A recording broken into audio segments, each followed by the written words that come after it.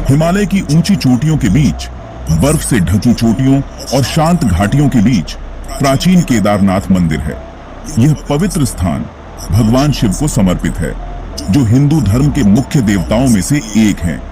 यह सिर्फ पत्थरों से बनी इमारत नहीं है, इसे दिव्य ऊर्जा का एक शक्तिशाली केंद्र और गहरे रहस्यों वाला माना जाता है, जिसने सदियों से भक्तों को आकर्षित किया है।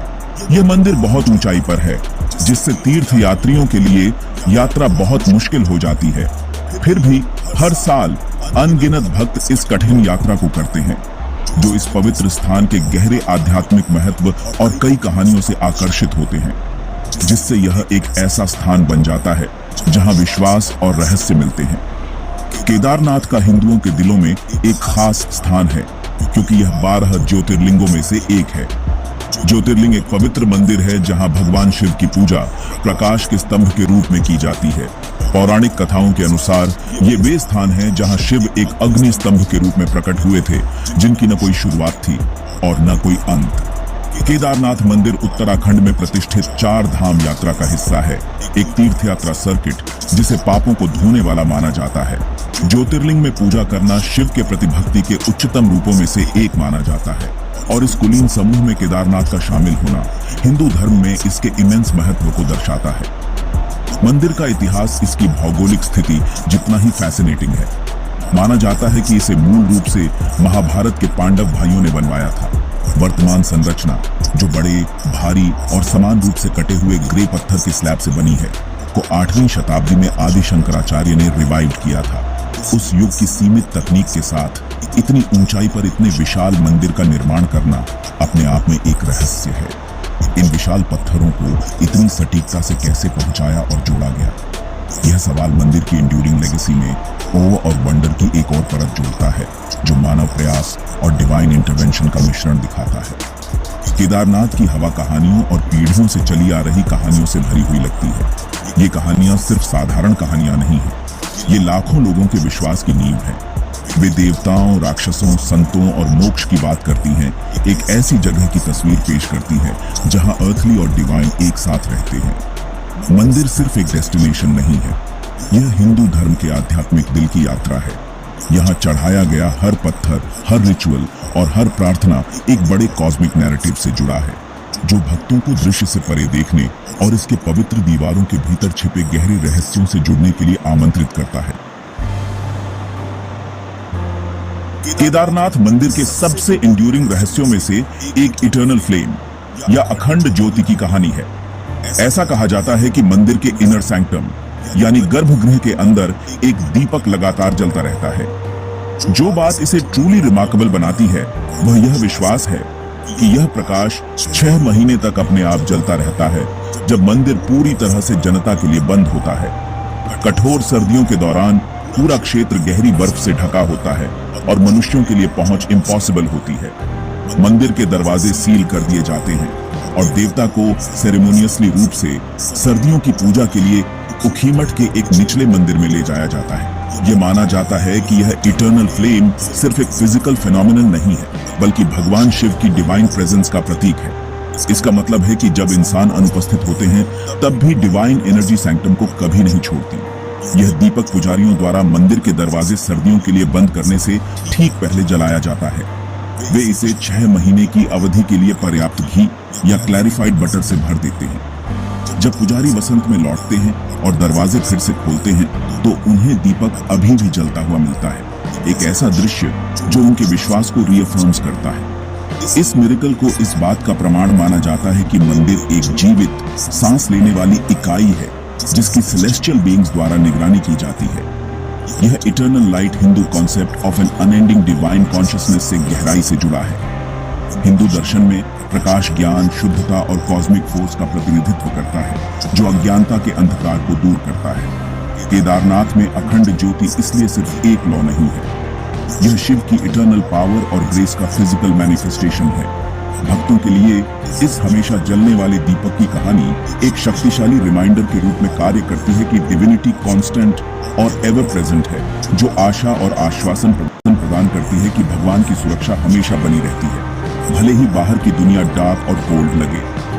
मंदिर के बंद होने और खुलने के आसपास का रिचुअल गहरी श्रद्धा से भरा है। दरवाजे सील करने से पहले मुख्य पुजारी विस्तृत पूजा और प्रार्थनाएं करते हैं। मंदिर की देखभाल देवताओं को ही सौंपते हैं।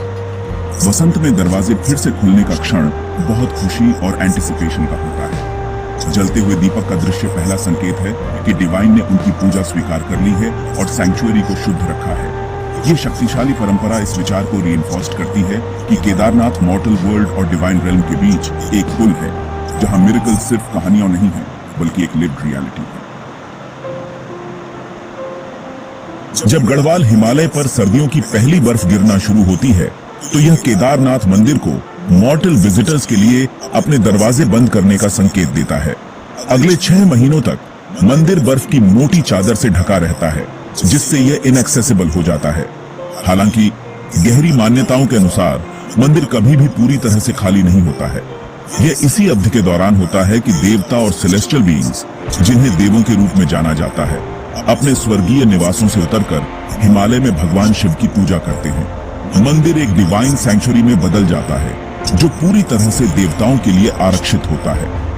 यह विश्वास मंदिर के मिस्टीक का एक केंद्रीय हिस्सा है। मुख्य पुजारी मंदिर बंद करने से पहले एक विशेष समारोह करते हैं। वह अनसीन डिवाइन वर्शिपर्स के लिए पूजा के लिए सभी आवश्यक वस्तुएं, ताजे फूल, धूप, पानी और अन्य चढ़ावे तैयार करते हैं। ऐसा माना जाता है कि नारद मुनि एक ऋषि और भगवान विष्णु के एक समर्पित अनुयायी मानव पुजारियों की अनुपस्थिति में दैनिक अनुष्ठानों का नेतृत्व करते हैं।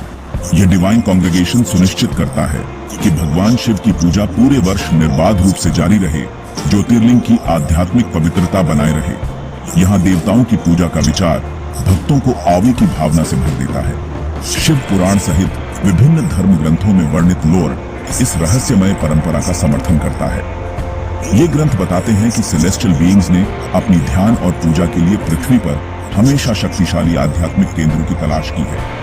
केदारनाथ अपनी इमेंस आध्यात्मिक ऊर्जा के साथ ऐसी डिवाइन एक्टिविटीज के लिए एक आदर्श स्थान माना जाता है। यह विश्वास तीर्थ यात्रा में एक मैजिकल डिमेंशन जोड़ता है। भक्तों को लगता है कि वे ऐसी जमीन पर चल रहे हैं जिस पर देवताओं ने भी कदम रखा है, और जिस हवा में वे सांस लेते हैं वह सेलेस्टियल प्रेयर से शुद्ध हुई है। यह तीर्थ यात्रा को एक फिजिकल जर्नी से डिवाइन के साथ सीक्रेट स्पेस साझा करने के एक आध्यात्मिक अनुभव में बदल देता है। जब मंदिर वसंत में फिर से खुलता है तो पुजारी अक्सर ऐसे संकेत मिलने की बात करते हैं जो सर्दियों के दौरान पूजा जारी रहने का सुझाव देते हैं। कुछ का दावा है कि फूल अभी भी ताजे दिखते हैं, या प्रार्थना की वस्तुओं की व्यवस्था थोड़ी बदल गई है, जैसे कि उनका उपयोग किया गया हो। पुजारियों की पीढ़ियों से चली आ रही ये एनेक्डोटल अकाउंट्स देवताओं द्वारा शीतकालीन पूजा में विश्वास को और मजबूत करती है। फेथफुल के लिए यह सिर्फ एक कहानी नहीं है, बल्कि इस बात की पुष्टि है कि केदारनाथ एक ऐसी जगह है जहां मानव और डिवाइन वर्ल्ड्स के बीच का पर्दा असाधारण रूप से पतला है, जिससे एक यूनिक और सेक्रेड इंटरैक्शन हो सकता है। केदारनाथ मंदिर की ओरिजिन स्टोरी पांडव भाइयों, एपिक महाभारत के नायकों से गहराई से जुड़ी है। कुरुक्षेत्र के महान युद्ध के बाद पांडवों को अपने ही रिश्तेदारों को मारने का इमेंस गिल्ट था। क्षमा और अपने पापों से मुक्ति पाने के लिए वे भगवान शिव की तलाश में गए। हालांकि शिव युद्ध के ब्लडशेड से अप्रसन्न थे और उनसे बचते रहे। उन्होंने एक बैल नंदी का रूप धारण किया और गढ़वाल क्षेत्र में मवेशियों के झुंड के बीच छिप गए। पांडवों ने उन्हें खोजने के लिए दृढ़ संकल्पित होकर अंततः उन्हें पहचान लिया।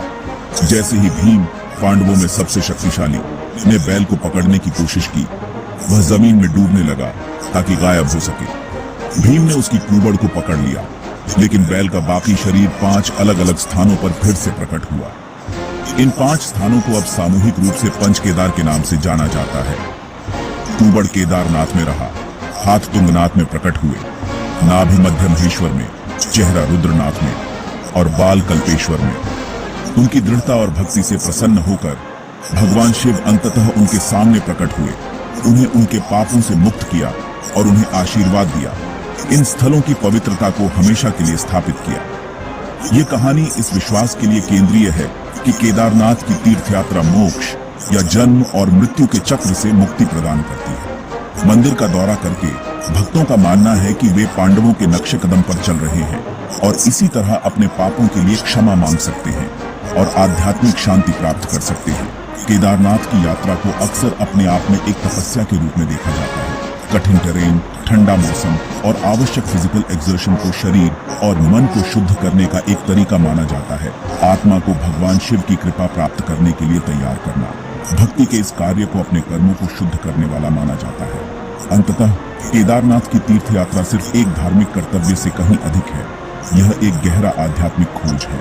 यह एक ऐसी यात्रा है जो सिर्फ एक पवित्र मंदिर की झलक नहीं बल्कि आंतरिक परिवर्तन का अवसर भी प्रदान करती है। इसकी शक्तिशाली पौराणिक कथाओं, इटर्नल फ्लेम जैसे इसके डिवाइन मिस्ट्रीज और सैल्वेशन प्रदान करने की इसकी शक्ति में विश्वास का संयोजन केदारनाथ को हिंदू धर्म में सबसे विविध तीर्थ स्थलों में से एक बनाता है।